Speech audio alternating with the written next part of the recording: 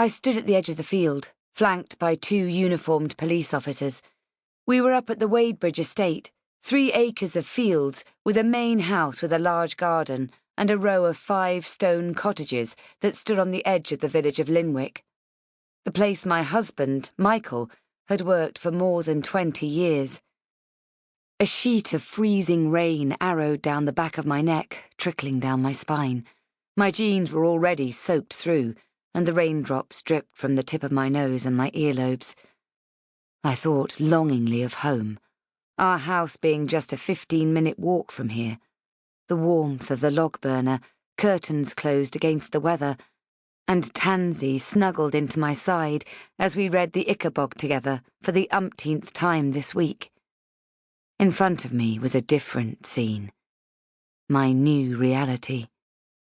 White tarpaulin sheets stretched high and wide across the middle section of the field, stark and clinical against the sludge and the moody skies. Behind the screen, I could hear the guttural roar of the yellow digger, its dull black bucket plunging into the depths, forcing the earth to reveal its grim secrets.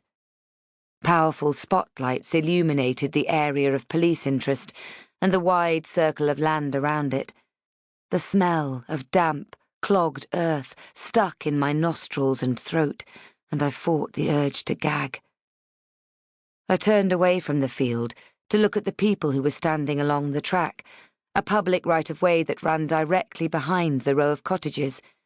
They meandered in and out of their small, curious groups, standing and chatting for a minute or two before moving on. I recognized most of the faces that stared boldly back at me without acknowledgement. Locals who knew exactly what was happening here. People I used to consider friends and acquaintances who now found themselves unable to express their condolences. People we had lived peacefully alongside for years. Now, they'd braved the elements to come and watch our lives crumble as the drama unfolded. The small points of light cast from their phones dancing like sprites in the gloom. Behind me, the press.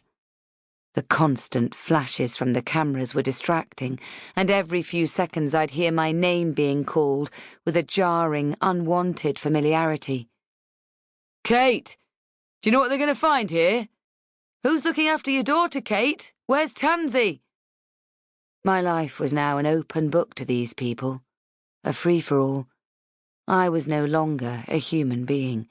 In their eyes, I was subject matter. I was a headline, the star of a grim and gory story everyone wanted to read. I didn't look their way. I didn't give any sign at all that I heard them calling out. I pulled up the collar of my old waxed jacket and shoved my bare hands into the pockets. The fingers of my right hand closed around a soft ball, and my heart squeezed. Tansy's woolen mittens, left in my pocket from a few weeks ago, when we'd walked over here to bring her daddy his sandwiches and to forage for some yarrow for her flower press.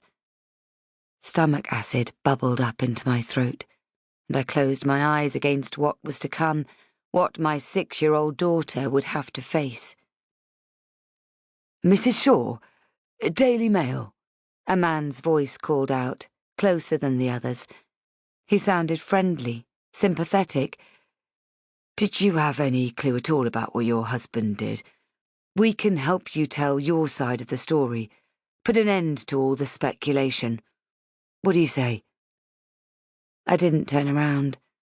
The rain pelted down harder, the biting wind scalding my cheeks, but I welcomed the discomfort. The sound of the digger filled my head with its relentless drone, every second bringing me closer to facing the horror that I dreaded and they all craved.